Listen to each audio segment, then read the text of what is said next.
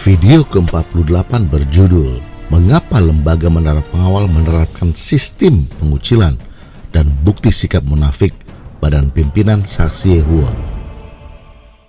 Ya, setiap orang memiliki rahasia.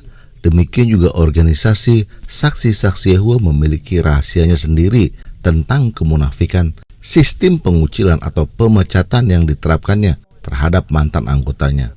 Mengapa saya katakan munafik dan apakah alasan mendasar organisasi ini mempraktekkan pemecatan?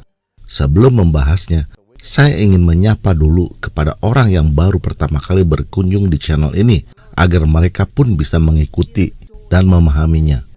Semua kelompok kultus seperti Mormon, Scientology, Baha'i, dan kelompok kultus lainnya pasti mempraktekkan pengucilan atau ekskomunikasi bagi mantan anggotanya yang keluar. Dan video ini merupakan sambungan dari nomor 46. Video itu berisikan banyak kesaksian dari mantan saksi Yehova ataupun yang masih aktif. Linknya ada di bagian kanan atas atau di bagian deskripsi.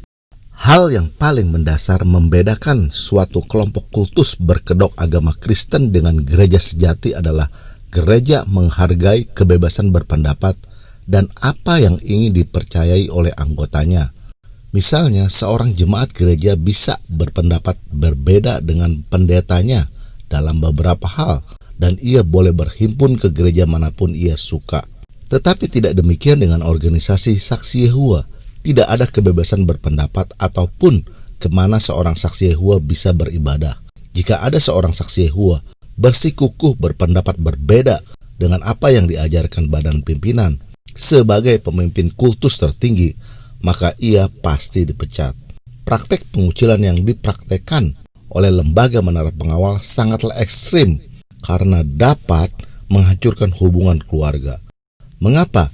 Misalnya, jika ada sebuah keluarga yang semuanya adalah saksi-saksi Yehova dan salah satu anggota keluarganya itu tidak lagi meyakini atau bahkan mempertanyakan ajaran menara pengawal sebagai sebuah kebenaran, maka ia akan dipecat atau dikucilkan.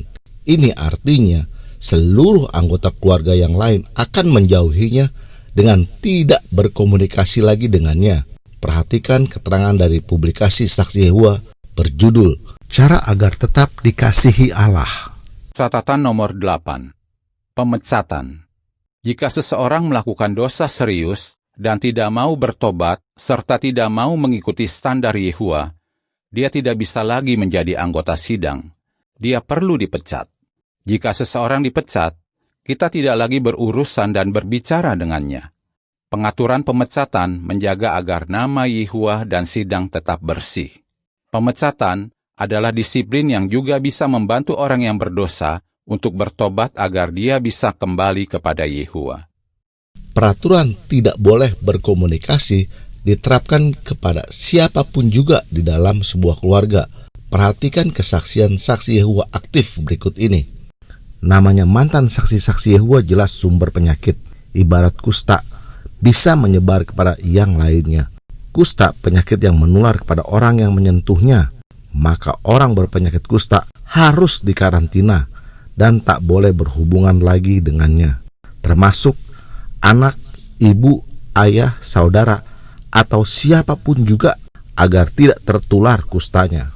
Wow, luar biasa kurang ajarnya ajaran saksi Yehova ini, mengandaikan orang tua sendiri seperti orang berpenyakit kusta. Saya percaya orang kafir pun tidak akan berani mengatakan demikian.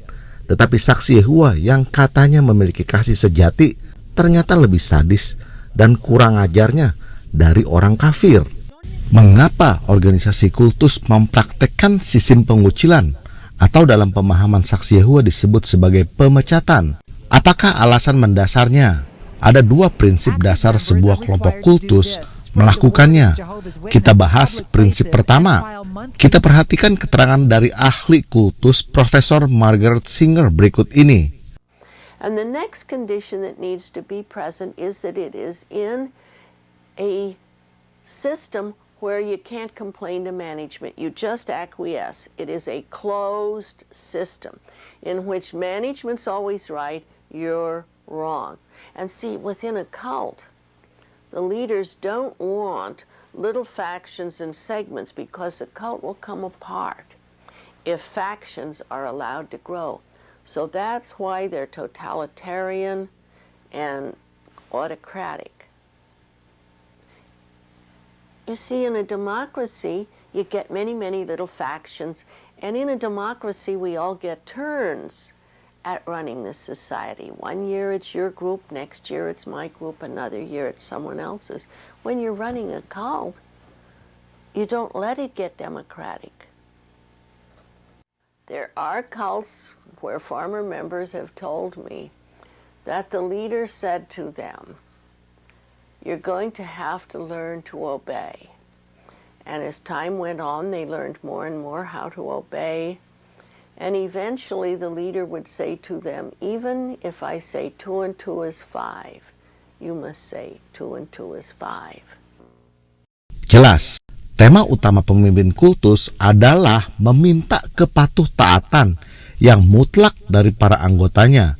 Jika ada anggotanya membandel, tidak patuh taat dan mengabaikan perintah, maka ia pasti dipecat atau dikeluarkan dari sidang sebagai suatu ancaman, yaitu ia akan kehilangan seluruh anggota keluarganya atau kerabatnya yang masih percaya dengan ajaran saksi Yehova. Jadi aspek pertama sistem pemecatan dibuat sebagai solusi dari kultus yang berkepemimpinan bersifat otoriter dan otokratis untuk menghukum anggotanya yang membandel. Pemecatan adalah hal yang paling menakutkan bagi seorang saksi Yehova jika seluruh anggota keluarga intinya dan kerabatnya masih menjadi saksi-saksi Yehova. Praktek pemecatan dikategorikan oleh Stephen Hassan dalam kontrol emosional. Maksudnya, takut ditolak atau kehilangan keluarga, kerabat, dan teman-teman. Dalam perspektif saksi Yehova, meskipun seorang saksi tidak berbuat dosa yang melanggar norma Alkitab, dan meskipun saksi itu absolut benar, yaitu 2 tambah 2 adalah 4, tetapi jika ia berpikir berbeda dengan apa yang diinstruksikan badan pimpinan atau hamba yang setia dan bijaksana melalui penatua yang memintanya meyakini 2 tambah 2 adalah 5, maka ia pasti dipecat. Perhatikan komentar dari mantan saksi Yehova di blog saya berikut ini.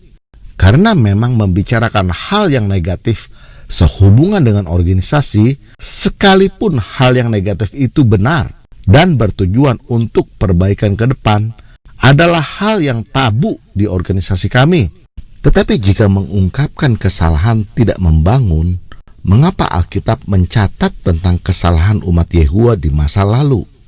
Jadi, di dalam sebuah kultus, tidak penting Anda benar, apalagi jika salah. Tamatlah Anda. Singer mengatakan, In which management's always right, you're wrong. apakah organisasi Yehova meminta kepatuh-taatan? Perhatikan majalah Menara Pengawal berikut ini. Kita harus taat patuh kepada budak yang setia dan bijaksana agar beroleh perkenan Yehova. Luar biasa, bukan posisi dari golongan budak ini yang mengaitkan kepatuh-taatan anggotanya dengan beroleh restu Allah. Jika Anda kurang memahami siapa golongan hamba yang setia dan bijaksana ini, klik kanan atas atau bagian deskripsi untuk menyaksikan videonya. Sekarang kita bahas prinsip dasar kedua mengapa kultus mempraktekkan pengucilan, dan ini berhubungan dengan kontrol informasi. Hal ini diungkapkan di dalam buku Stephen Hassan, yaitu Combating Cult Mind Control, halaman 65 mengatakan, kontrol informasi adalah komponen terakhir dari kontrol pikiran, atau istilahnya brainwashing. Informasi adalah energi yang membuat pikiran kita bekerja dengan baik. Seseorang tidak akan bisa membuat keputusan yang baik jika memperoleh informasi yang kurang tepat. Orang yang terjerat dalam sebuah kultus berbahaya karena mereka tidak hanya tidak memperoleh informasi yang kritikal, tetapi juga kurangnya fungsi internal mekanisme yang sesuai untuk memprosesnya. Informasi kontrol yang demikian itu memiliki dampak yang merusak dan dramatis. Maksud Steve Hassan adalah seseorang perlu memperoleh informasi yang tepat dan akurat agar ia bisa memutuskan sesuatu dengan benar. Jika kita tidak memperoleh informasi yang benar dan akurat, maka kemungkinannya kita bisa memutuskan sesuatu dengan keliru. Misalnya dalam hal sederhana, yaitu membeli sebuah rumah. Kita perlu informasi tentang status rumah tersebut, seperti surat-suratnya dan informasi penting lainnya. Jika kita tidak memperoleh informasi yang benar, maka kemungkinannya kita bisa salah membeli rumah tersebut. Demikian juga dengan kontrol informasi yang dibuat oleh kultus, yang sengaja membuat informasi atau propaganda menyesatkan para anggotanya agar tetap tersesat atau terjerat dalam pemikiran yang salah. Misalnya dalam kasus organisasi dengan sengaja menyesatkan para anggotanya tentang doktrin Tritunggal. Klik kanan atas atau linknya terdapat di bagian deskripsi. Perhatikan apa yang dikatakan oleh Steve Hassan, karena ini adalah alasan mendasar kedua mengapa semua kultus, termasuk organisasi Saksi Yehuwa, melarang para anggotanya berhubungan dengan mantan anggotanya, yaitu yang paling penting, orang diperintahkan untuk menghindari berhubungan dengan mantan anggota atau yang kritis. Orang-orang yang dapat memberikan informasi terbanyak adalah yang paling dikucilkan. Maksudnya, inti bisnis kultus adalah penipuan. Perbedaan sebuah kultus dengan para penipu, mereka itu, para penipu, hanya mampu menipu korbannya sekali, karena para korbannya setelah tertipu, mereka tidak akan tertipu untuk kedua kalinya. Dan bahkan para korbannya itu juga akan menceritakan melalui media sosial pengalaman penipuan yang pernah dialami, sehingga banyak orang tidak akan tertipu. Tetapi kultus berbeda. Sebuah kultus secara terus-menerus menipu korbannya tanpa korbannya sadar telah tertipu. Bahkan bisa terjadi sampai ia meninggal dan anak dan cucu-cucunya juga terjerat di dalamnya. Dan ketika seorang korbannya itu terbangun atau sadar telah tertipu, ia secara otomatis akan menceritakan pemahaman barunya itu mengenai organisasi yang selama ini ia tergabung kepada keluarga, kerabat, dan teman-temannya tentang penipuan dari organisasi ini. Nah, organisasi kultus itu faham akan hal ini, yaitu jika mantan korbannya itu bisa bernyanyi kepada anggota lainnya yang masih tertidur dan tidak sadar. Jika bernyanyi, ini bisa sangat berbahaya karena akan menyadarkan semua orang. Oleh karena itu, pemimpin kultus dengan sengaja melarang anggotanya yang masih setia dan tertidur itu untuk tidak berbicara dengan orang yang sudah tersadar atau murtad itu. Jadi sebenarnya larangan berbicara adalah untuk memutuskan mata rantai informasi yang diperoleh oleh anggotanya yang telah tersadar, agar anggota lainnya yang belum tersadarkan atau masih tertidur tetap tertidur dan tidak sadar. Sudahkah Anda memahami mengapa kelompok kultus mempraktekkan pengucilan dan betapa kejamnya kultus itu? Oleh karena itu, jika Anda adalah seorang Kristen yang menyaksikan video ini, tolong share pengetahuan yang Anda peroleh dari channel ini, karena bisa menghindarkan keluarga atau sahabat Kristen Anda tertipu oleh kelompok kultus berkedok agama Kristen. Hanya informasi yang akurat dan benar akan menghindarkan orang Kristen dari jeratan kultus. Pendeta bisa menipu uang Anda, tetapi doktrinnya yang Anda dengar tetap bisa menyelamatkan Anda. Tetapi tidak demikian dengan kultus. Para anggotanya yang hidup di dunia ini dimanipulasi sedemikian rupa dan dieksploitasi dengan ayat-ayat Alkitab agar bisa diperbudak untuk bekerja baginya.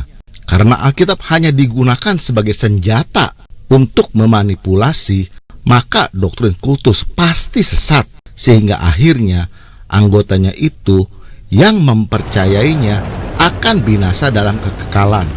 Neraka adalah tempat akhirnya. Jika Anda seorang Kristen dan beroleh berkat dari channel ini dan ingin memberikan dukungan semangat kepada saya untuk terus membongkar kesesatan ajaran saksi Yehova, silakan subscribe dan tekan loncengnya untuk memperoleh video berikutnya.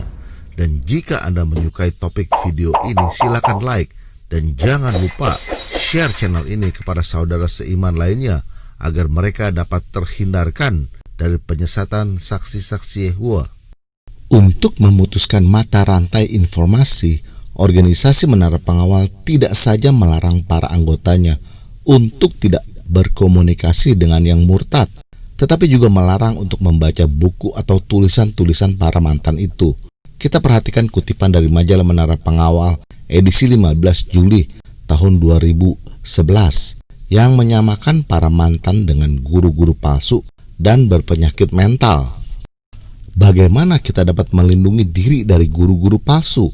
Alkitab memberikan nasihat yang jelas tentang cara menghadapi mereka.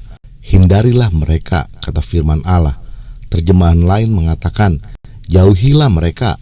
Katakanlah seorang dokter menyuruh Anda menghindari orang yang terkena penyakit menular yang mematikan. Peringatannya jelas, dan saudara pasti akan segera mengindahkannya.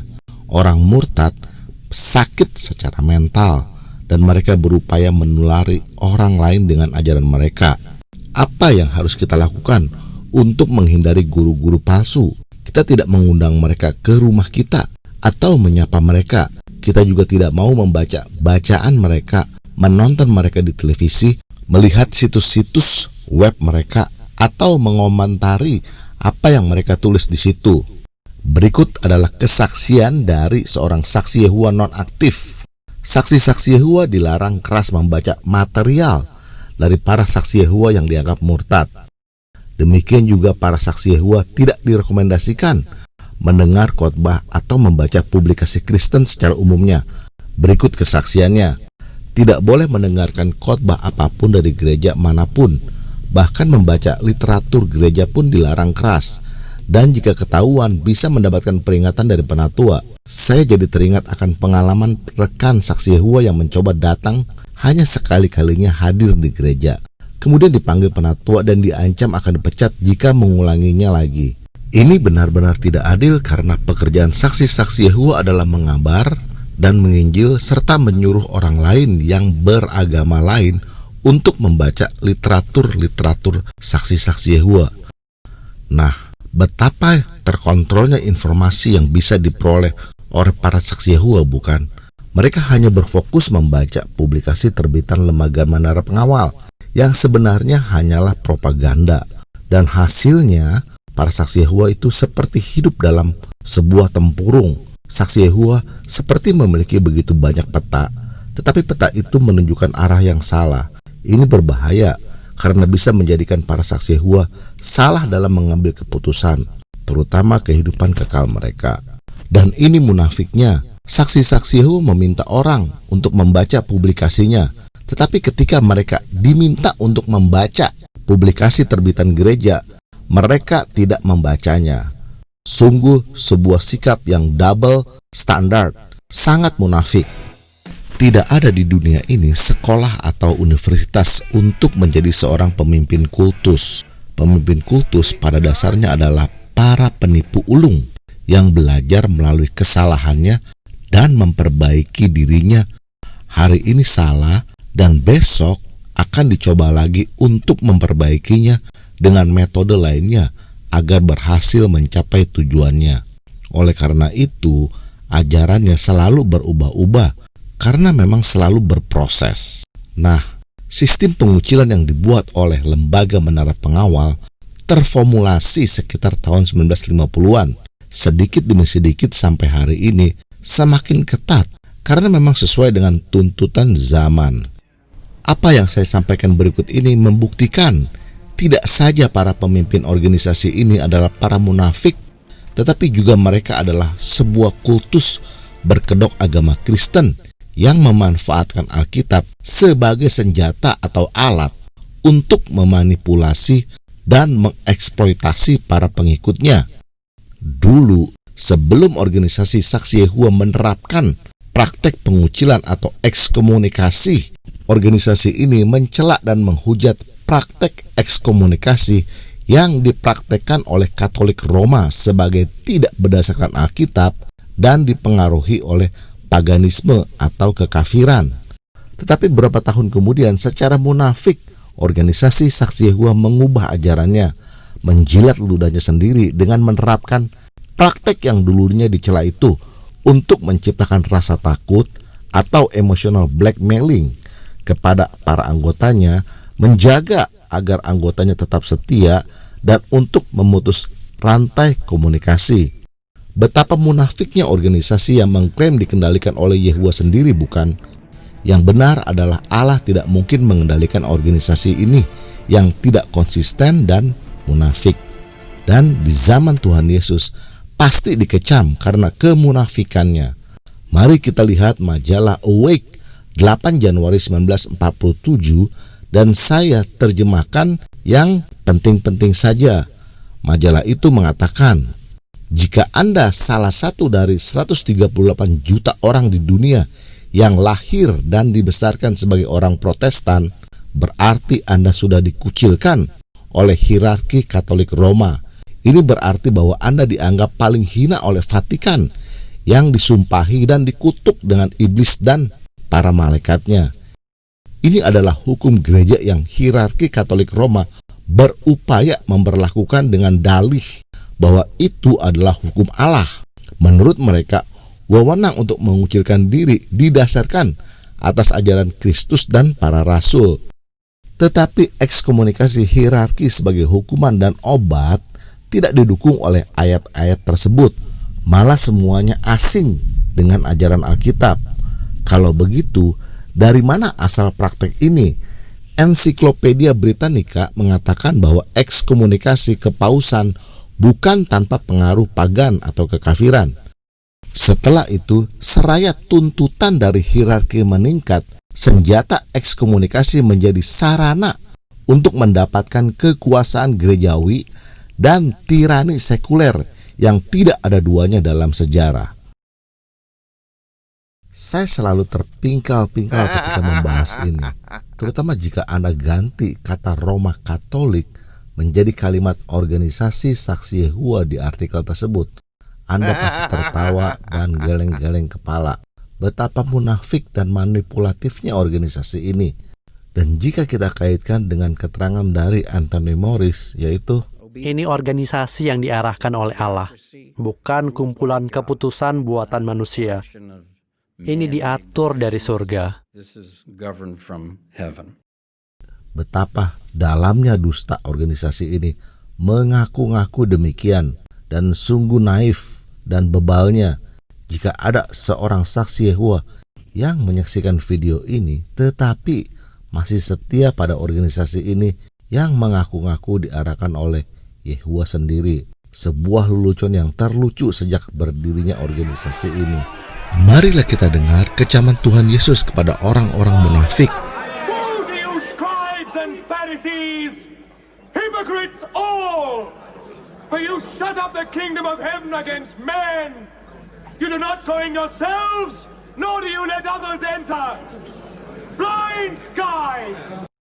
Saya percaya kecaman Tuhan Yesus tersebut sangat tepat bagi organisasi Saksi Yehova yang menutup pintu-pintu surga agar orang Kristen tersesatkan dan tidak masuk ke dalam kerajaan surga. Alkitab hanya dijadikan senjata atau suatu alat untuk memanipulasi dan mengeksploitasi para anggotanya. Jika Anda seorang Kristen yang sedang menyaksikan video ini, tolong share video ini kepada orang Kristen lainnya agar mereka tidak tersesatkan oleh ajaran Saksi Yehova ini. Jika mereka orang Kristen sudah tersesatkan, sulit keluar dari pengaruhnya. Terima kasih.